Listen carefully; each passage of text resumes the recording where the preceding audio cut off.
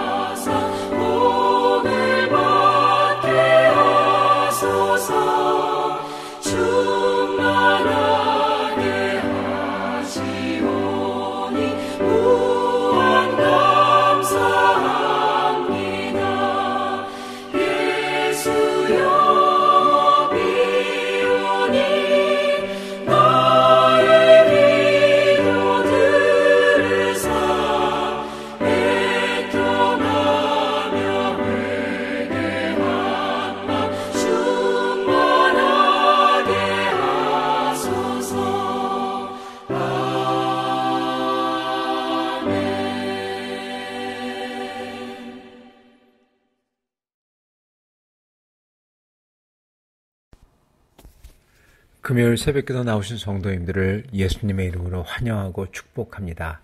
오늘 하나님 말씀은 진리의 영으로 충만한 성도라는 제목으로 요한복음 14장 15절부터 24절 말씀을 전하도록 하겠습니다.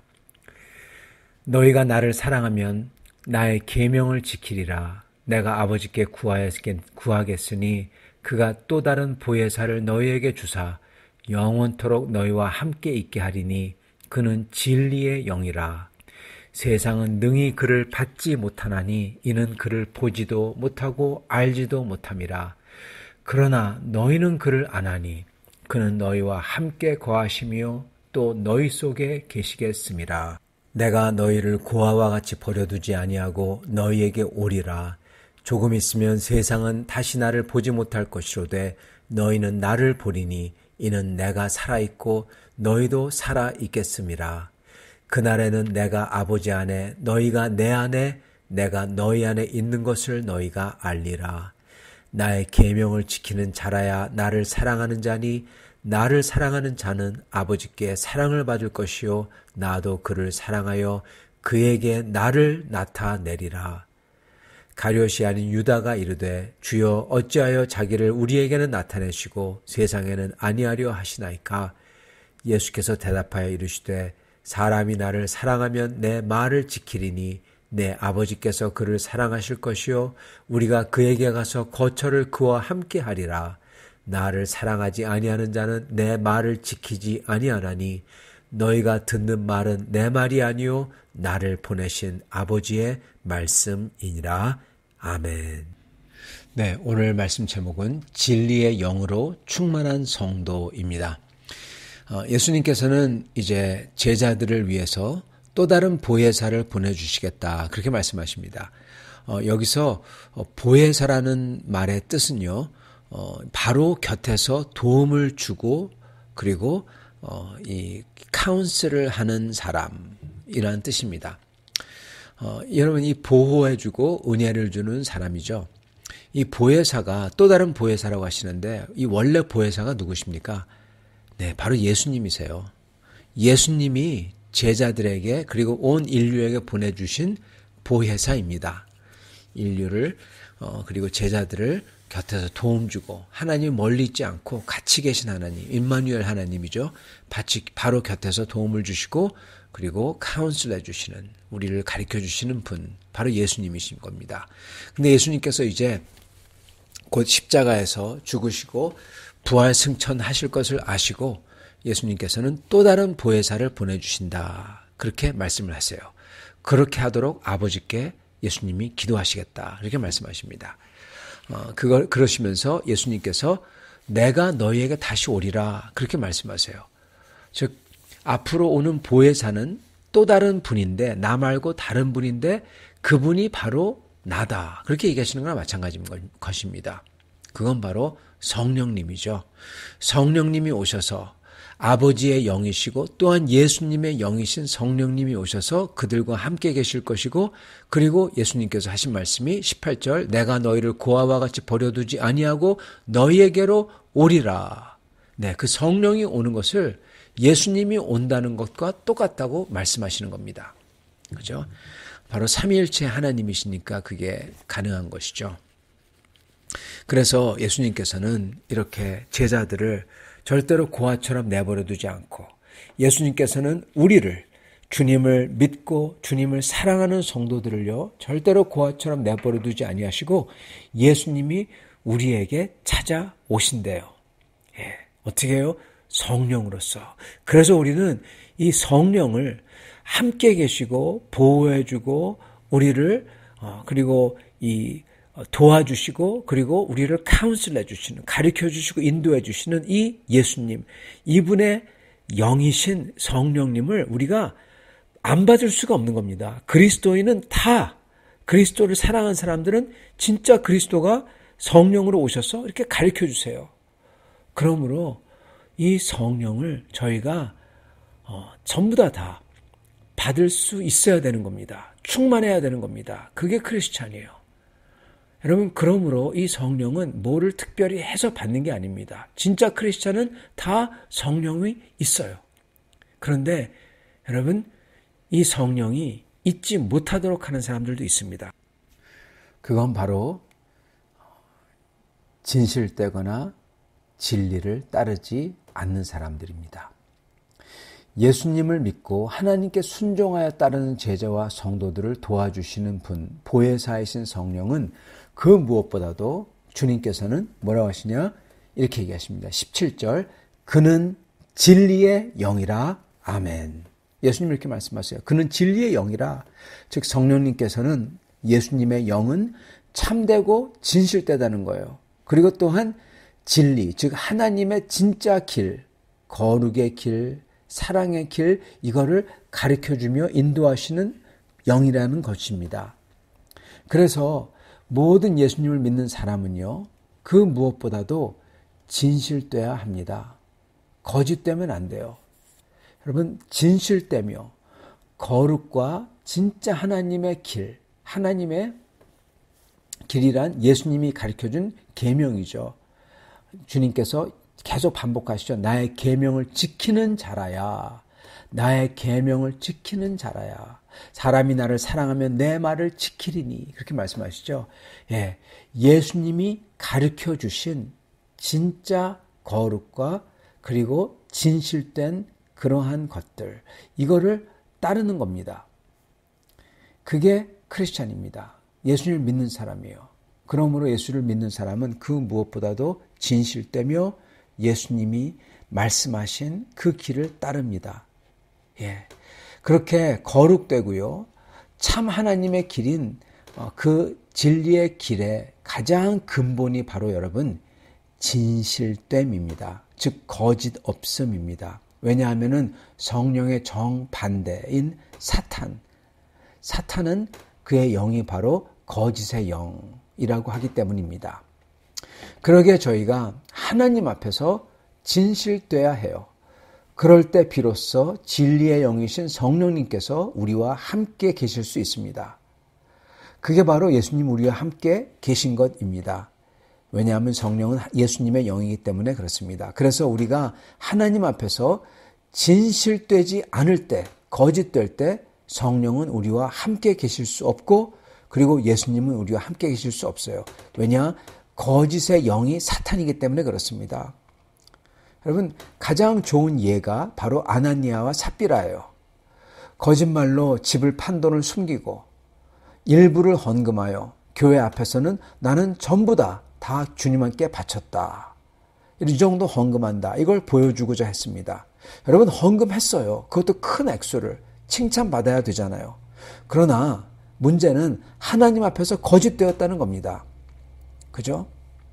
헌금이 아니라 하나님 앞에서 진실되지 않았다는 거예요. 그리고 또한 하나님께 드려야 하는데 어떻게 했습니까?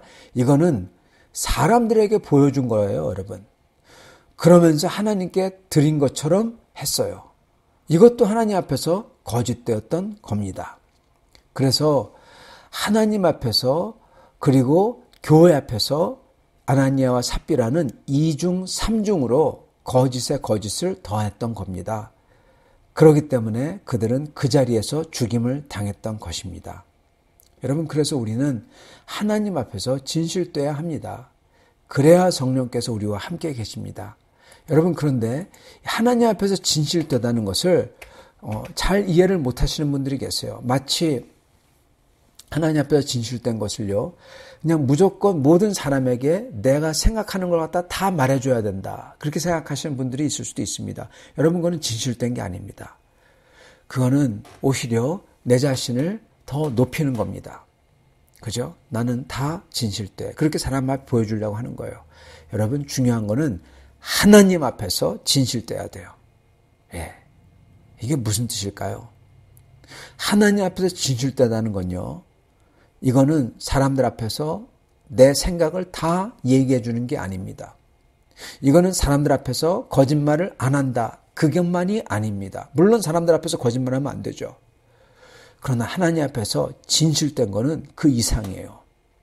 그거는 사람들 앞에서 거짓말 안 하고 그리고 하나님 앞에서 내가 아나니아와 삽비라처럼 숨기는 겁니다. 반쯤만 주님께 드리고 나서 마치 나는 주님을 전심으로 사랑하는 것처럼 보이는 거예요, 사람들에게.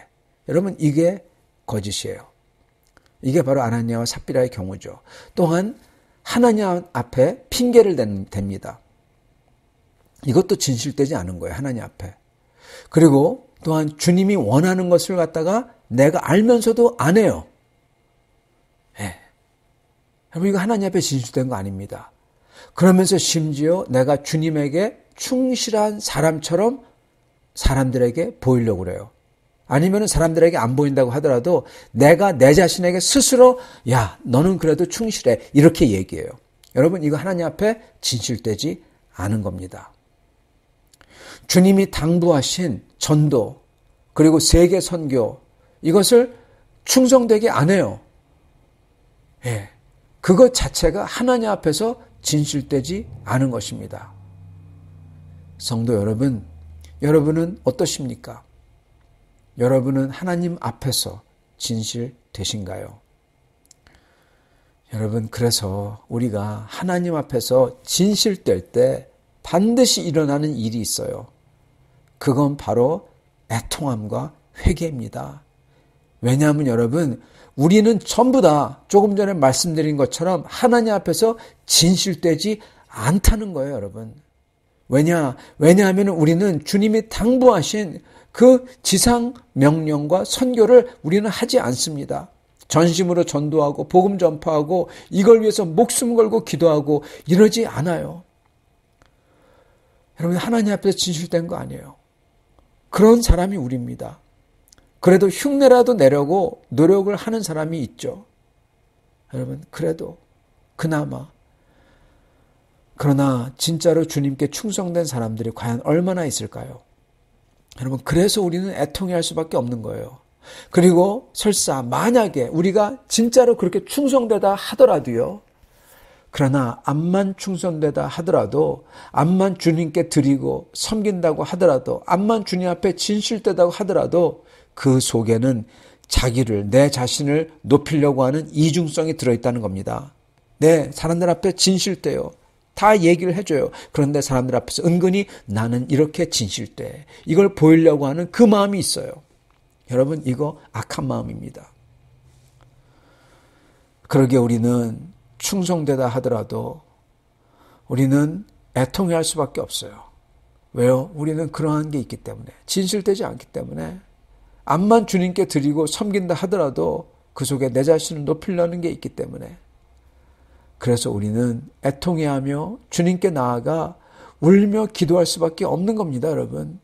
주님 앞에서 회개하며 그러면서 다시금 새롭게 주님을 따르려고 하는 겁니다. 그래서 우리가 하나님 앞에 진실되고자 할 때 반드시 모든 분들은 예외가 없어요. 뭐가 일어나냐? 회개운동이 일어납니다. 기도가 일어납니다. 애통해하며 가슴을 치며 죽기 엎드리며 오직 십자가의 은혜만을 막 구해요. 그렇게 기도해요.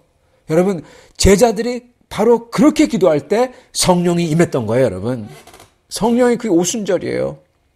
여러분, 이렇게 평양에서 회개운동이 일어나서 자기의 가슴을 치며 주님께 엎드리며 주님 앞에 십자가의 은혜만을 붙들었을 때 평양 대부흥운동이 또한 일어났던 것입니다. 여러분, 이런 게 바로 성령의 역사입니다. 성령의 역사는요, 무슨 방언한다고 그거 성령의 역사 아니에요. 신유의 역사가 일어난다고 그거 성령의 역사 아니에요. 그렇다고 이 성령의 역사가 일어난 게 아니에요.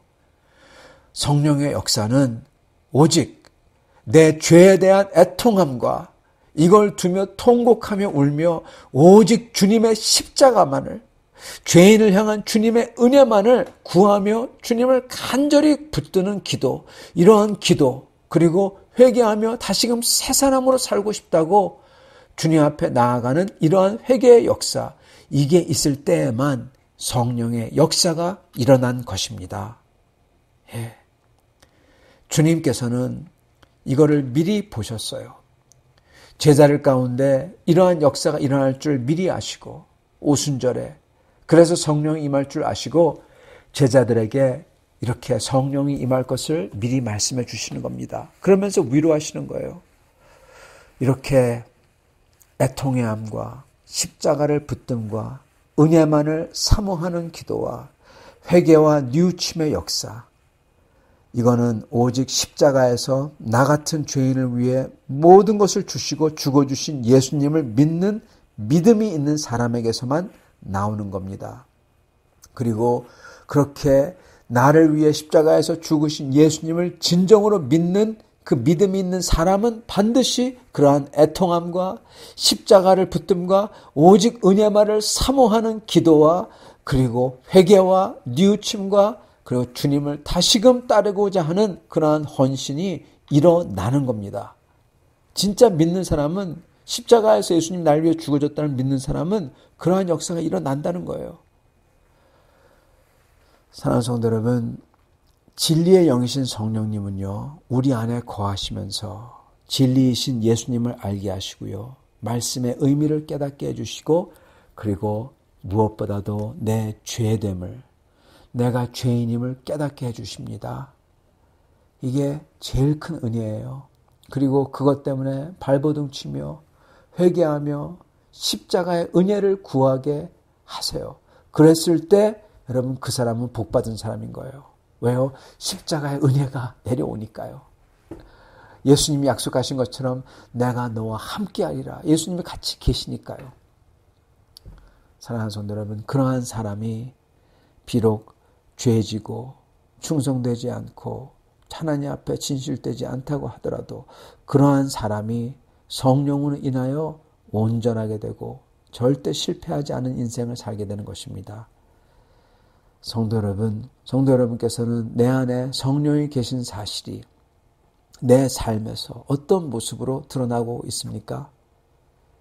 여러분, 오직 성령의 역사는 이러한 애통해하며 회개하는 기도와 십자가의 은혜만을 구하는 기도가 일어날 때 성령의 역사가 있는 거예요. 이러한 부족하고 죄인인 내가 내 힘과 의를 버리고 오직 주님의 은혜로 충만하여 살기 원하며 주께 나아가는 겁니다. 그게 성령의 역사입니다. 이러한 성령의 역사가 임하시는 여러분과 저가 되기를 예수님의 이름으로 축원합니다. 같이 기도하겠습니다. 주님, 오늘 다시금 주님 앞에 나아갑니다.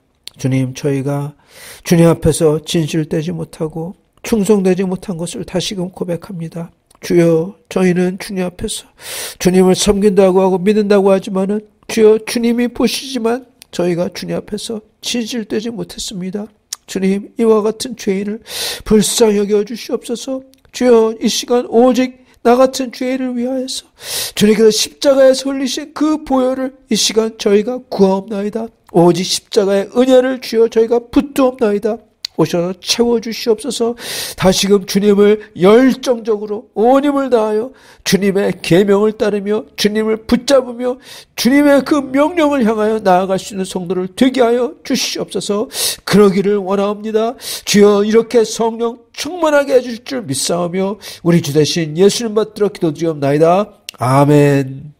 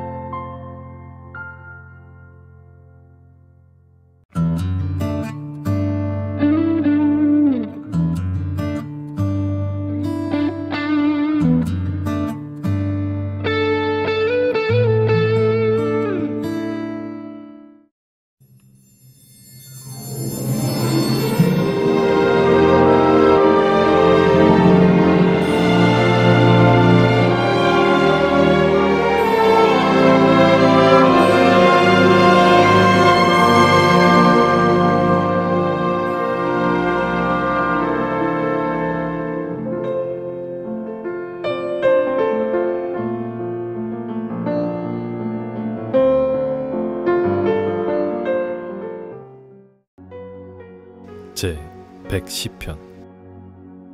여호와께서 내 주에게 말씀하시기를 내가 내 원수들로 내 발판이 되게 하기까지 너는 내 오른쪽에 앉아있으라 하셨도다. 여호와께서 시온에서부터 주의 권능의 규를 내보내시리니 주는 원수들 중에서 다스리소서.